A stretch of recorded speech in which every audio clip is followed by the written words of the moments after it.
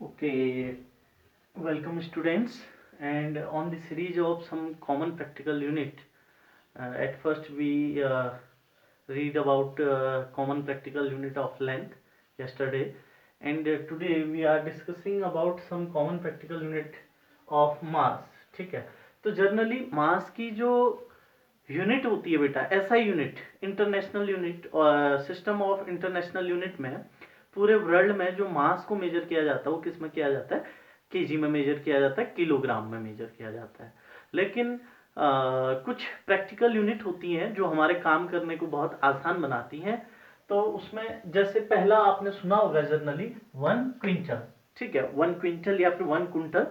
तो 1 क्विंटल कितने के इक्वल होता है डियर? 100 केजी। 100 केजी को हम क्या बोल देते हैं? 1 क्विंटल। ठीक है, एक जो बोरा होता है जिसमें आप सामान लेके आते हैं, एक कट्टा, चावल का कट्टा, अप्रोक्स 50 केजी का होता है। ठीक है, तो दो कट्टे मिला करके, मतलब कि दो कट्टे अगर चावल के भरे हुए हैं तो आपका कितना हो गया? 1 क्विंटल हो गया। एक कट्टा 50 केजी का, तो दो कट्टे कितने के हो गए? 100 केजी के। तो दो कट्टे मिला के आपका कितना हो गया? 1 क्विंटल। जैसे कि पहले गांव में हमारे घोड़े वोड़े चलते थे, तो घोड़ों की पीठ पे जब लोड रखा जाता था तो उसकी लिमिट होती थी 1 क्विंटल।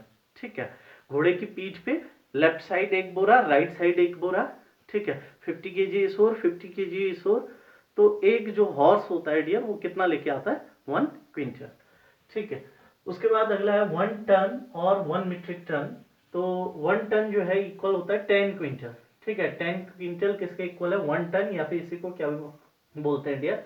1 metric ton. ठीक है, और 10 क्विंटल यानी कि 1 क्विंटल में 100 केजी, तो 10 क्विंटल बोले तो 100 × 10 कितना? 1000 केजी।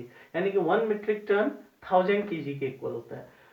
ठीक है, जो ट्रक होते हैं, ट्रक, ठीक है, उसका जो लोड, उसमें जो हम मास देखते हैं कि कितना लोड उसमें रखा हुआ है, तो वो मेजर करते हैं हम टन में।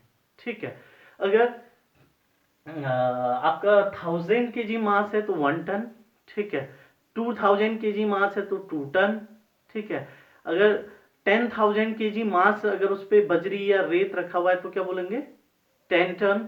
ठीक है, अगला है 1 AMU। AMU बोले तो एटॉमिक मास यूनिट। ठीक है, एटॉमिक मास यूनिट। इस यूनिट, ये बहुत छोटी है, देखिए 1.1 AMU इक्वल टू होता है 1.66 इंटू 10⁻⁻27 केजी। ये बहुत छोटा मास है। और ये जो है हम लेते हैं, ये जैसे कि आपका एटम्स होते हैं, एटम्स का मास मेजर करने के लिए, एटम्स का, हाइड्रोजन, हीलियम, लिथियम, बेरियम, ठीक है, इन सबका जो मास होता है उसको मेजर करने के लिए हम किसकी यूनिट का इस्तेमाल करते हैं? 1 AMU। ठीक है, ये केमिस्ट्री में आपका ज्यादा यूज होगा। अगला है 1 CSL, बोले तो 1 चंद्रशेखर लिमिट। ठीक है, ये मैंने इस पे स्टार किया हुआ है। स्टार किया हुआ है मतलब कि ये, इसमें कुछ खास बात है। खास बात ये है डियर कि जो चंद्रशेखर लिमिट होती है, ये सबसे बड़ी यूनिट होती है मास की। ठीक है, लेंथ की सबसे बड़ी यूनिट क्या थी? पारसेक। ठीक है, और मास की सबसे बड़ी यूनिट क्या? चंद्रशेखर लिमिट। और ये कितनी होती है? 1.4 times of mass of the sun.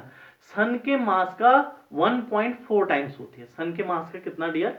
1.4 times.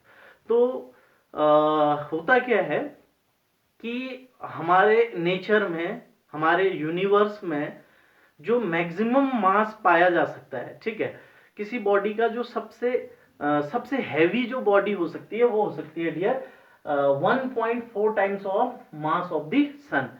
ठीक है, इतना ही मास एग्जिस्ट कर सकता है। अगर इससे ज्यादा अगर किसी बॉडी का मास हो गया, अगर कोई बॉडी है, सपोज दैट ये कोई एक आपका प्लेनेट है, और इस प्लेनेट का या कोई स्टार है, कुछ भी है, एक बॉडी है, इसका मैक्सिमम मास कितना हो सकता है? 1.4 times of the mass of the sun. ठीक है, मास सन के मास का 1.4 टाइम ही पॉसिबल है। अगर उससे ज्यादा होता है तो क्या होता है? बॉडी टूट जाती है, और उसके जो है बॉडी टूट होके अपने टुकड़ों में बिखर जाती है। और ये चीज चंद्रशेखर ने ढूंढा था, तो उनके ऑनर में ये रखा गया चंद्रशेखर लिमिट। फिर है common practical unit of time. ठीक है, तो टाइम की जो एसआई यूनिट है, ठीक है, वो है सेकेंड। लेकिन हर काम हम सेकेंड में तो कर नहीं सकते।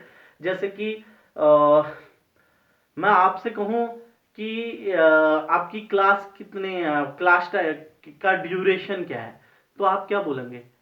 30 मिनट। ठीक है, अगर आप सेकंड में काम करेंगे तो आपके लिए बहुत टफ हो जाएगा, है कि नहीं? तो प्रैक्टिकल एसआई यूनिट तो सेकंड है, लेकिन प्रैक्टिकल यूनिट, प्रैक्टिकल काम करने पे सेकंड बहुत बड़ा आ जाएगा ना। मैं कहूँ आपसे 1600 सेकंड, तो आपको आइडिया नहीं आ पाएगा कि कितने सेकंड की बात हो रही है। अचानक से 5 मिनट आप एकदम से समझ जाएंगे। ठीक है, आपसे मैं कहूँ 5 घंटे बाद आना, ठीक है, तो आप बिल्कुल आसानी से समझ जाएंगे। लेकिन अगर आपसे मैं कहूँ 1530567 0 0 इतना सेकंड के बाद आओ, आप नहीं समझ पाएंगे इसको। ठीक है, आपके लिए ये प्रैक्टिकल यूनिट नहीं है, काम करने में बहुत टफ होगा इस पे। ठीक है, तो और प्रैक्टिकल यूनिट क्या है, तो देखिए 24 आवर सोलर डे। ठीक है, सोलर डे, 1 सोलर डे, ठीक है, 1 solar day is equal to 24 hour, 1 solar year is equal to 365.25 days, and 1 lunar month is equal to 27.3 days. ठीक है, सोलर डे आप समझते हैं कि जब अर्थ अपनी एक्सिस पे रोटेट कर रही है, ठीक है, और विद द रिस्पेक्ट ऑफ सन, ठीक है, सन के रिस्पेक्ट में उसका 1 रोटेशन कब होगा, ये यहाँ पर ये सन है, इससे ये लाइट रेज निकल रही हैं, और यहाँ पर अर्थ है वो अपनी एक्सिस पे घूम रही है, और इसका हमने ये पॉइंट पकड़ा और ये घूम रही है। जब ये पॉइंट एक बार रोटेशन करके वापस यहीं पे पहुंच जाए विद रिस्पेक्ट टू सन, तो हम बोलेंगे कि 1 डे हो गया है। और 1 डे कितने का होता है? 24 hour. Solar year, solar year year, जब अर्थ जो है सन के चारों ओर घूमती है, तो जैसे अर्थ यहाँ पर है, किसी पोजीशन पे है, घूम करके 1 रोटेशन करके वापस यहीं पर पहुंच गई, तो उसे हम बोलते हैं 1 सोलर ईयर। और 1 सोलर ईयर किसके इक्वल होता है? 365.25 डेज। ठीक है, और इसी से आपका लीप ईयर का कॉन्सेप्ट भी यहीं से आता है कि एक चक्कर लगाने में, ठीक है, अर्थ पूरा 1 रिवॉल्यूशन करने में, 1 रोटेशन करने में कितना टाइम ले रही है? 365 डेज नहीं, 365.25 डेज। ठीक है, अब आप जानते हैं कि 365 से थोड़ा सा ज्यादा, 365 डेज से थोड़ा सा ज्यादा कितना? 0.25 डेज। ठीक है, 0.25 ऑफ 1 डेज। ठीक है, 0.25 ऑफ 2.25, यानी कि 1 डे का 0.25 मतलब 1/4 पार्ट, और 1 डे होता है 24 आवर का, उसका 1/4 पार्ट कितना हो गया? 6 आवर। यानी कि हम इसको बोल सकते हैं 365 डेज एंड 6 आवर। 0.25 को अगर हम कन्वर्ट 0.25 डेज को अगर हम कन्वर्ट करेंगे आवर में, अगर हम इतने को कन्वर्ट करते हैं आवर में, तो ये कन्वर्ट होगा किसमें? 6 आवर में। तो एक चक्कर लगाने में 365 डेज और 6 आवर लगते हैं। ठीक है, तो 4 सोलर ईयर में आपका क्या हो जाएगा?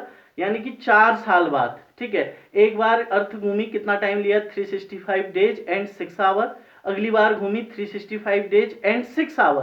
पिछली बार के 6 आवर बचे थे, इस बार के 6 आवर बचे थे, कितने हो गए? 12 आवर। ठीक है, फिर एक बार रोटेट की 365 डेज एंड 6 आवर, कितने हो गए? 6 आवर पहले साल के, दूसरे साल के 6, तीसरे साल के 6, तो टोटल हो चुके हैं 18 आवर। एक बार और घूमी अर्थ, 4 साल हो गए, और इस बार भी 6 आवर फालतू लिए, तो टोटल कितना टाइम ले लिया? 4 साल में जो 6 आवर 6 आवर 6 आवर 6 आवर बच रहा है, वो टोटल कंप्लीट होके कितना हो गया है? 24 आवर। और 24 आवर का क्या होता है? 1 डे। और उस 1 डे को एडजस्ट करने के लिए हमने कहाँ डाल दिया उसे? फरवरी में डाल दिया। ठीक है, तो हर जो है 4 साल बाद फरवरी जो है 29 डेज की होती है। अगला है 1 लूनार मंथ। तो 1 लूनार मंथ क्या है कि मून, अब हम बात करते हैं मून की, तो मून जो है, मून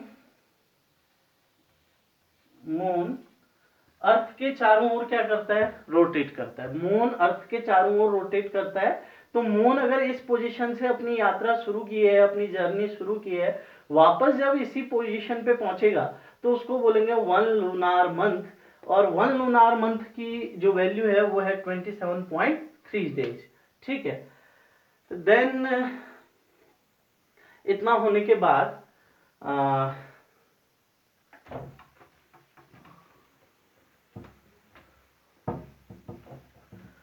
अगला है प्रीफिक्सेस फॉर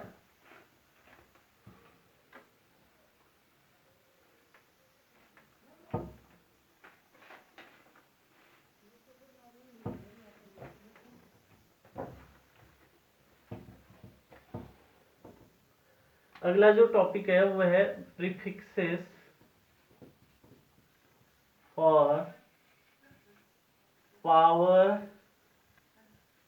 ऑफ 10। ठीक है, 10 की पावर के लिए कुछ प्रीफिक्सेस बने होते हैं, जैसे 10 टू दी पावर 3, तो इसको क्या बोलते हैं डियर, आप जानते हैं किलो। ठीक है, और किलो में को के लिए सिंबल होता है ओनली के। अगर कहीं पे लिखा हुआ है 2 किलो, ठीक है, 2 किलो, अब वो कुछ भी हो सकता है, 2 किलोमीटर हो सकता है। ठीक है, तो 2 किलोमीटर मतलब 2 into kilo means 10 to the power 3। ठीक है, पीछे से क्या था, मीटर। समझ में आई बात इतनी। ऐसे ही प्रीफिक्सेस हैं, जैसे कि 10 टू दी पावर आपका 6, तो 10 टू दी पावर 6 के लिए जो प्रीफिक्स होता है वो होता है मेगा। ठीक है, और इसके लिए सिंबल होता है एम।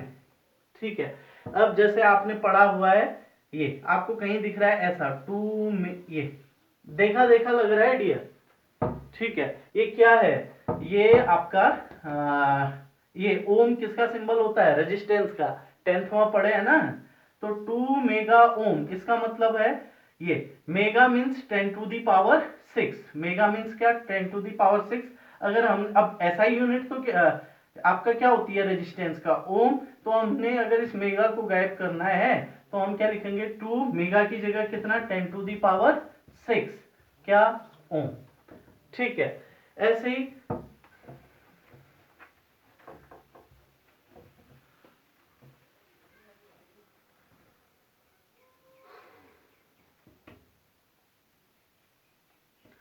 आपको दिख रहा है कहीं पर 1 नैनोमीटर। अब पहले आपको बता दूं, 10 टू दी पावर -9 को हम बोलते हैं नैनो। 10 टू दी पावर -9 को क्या बोलते हैं, नैनो। नैनो मीन्स छोटा। ठीक है, तो 1 नैनोमीटर, इसका मतलब क्या हुआ, ये एन किसका प्रीफिक्स, एन, एन नैनो, और इसके लिए सिंबल होता है एन। ठीक है, तो अगर एन लगाया है और इसको हमने गायब करना है 1 नैनोमीटर, तो N means 10 to the power -9, तो ये हो जाएगा 1 into 10 to the power -9 metre. ऐसे ही अगर आपको लिखा है 6 नैनोमीटर, तो इसका मतलब अगर हमें इसको मीटर में कन्वर्ट करना है तो 6 इंटू नैनो की जगह क्या लिख सकते हैं, 10 टू दी पावर -9, पीछे से क्या रहा, मीटर। तो सारे प्रीफिक्सेस की मैंने नोट्स में लिस्ट बनाई हुई है, आप उसको क्या करेंगे, नोट करेंगे। तो ओके डियर, इतना सा ही काम करा रहा हूँ, बहुत छोटा छोटा करा रहा हूँ, क्योंकि आप को मैं टाइम दे रहा हूँ कि आप अपना वर्क जो है कंप्लीट कर लें। ठीक है, और जल्द ही मैं आपसे आपके नोट्स मांगूंगा। ठीक है, तो डियर अपना नोट्स, अपने काम जो है पूरा करें। कहीं पर किसी टॉपिक पे दिक्कत होती है तो आप मुझसे पूछ सकते हैं, मैं आपके लिए दोबारा वीडियो बना सकता हूँ उस पर्टिकुलर टॉपिक पे। तो ओके डियर, घर में पढ़ते रहिए, सुरक्षित रहिए।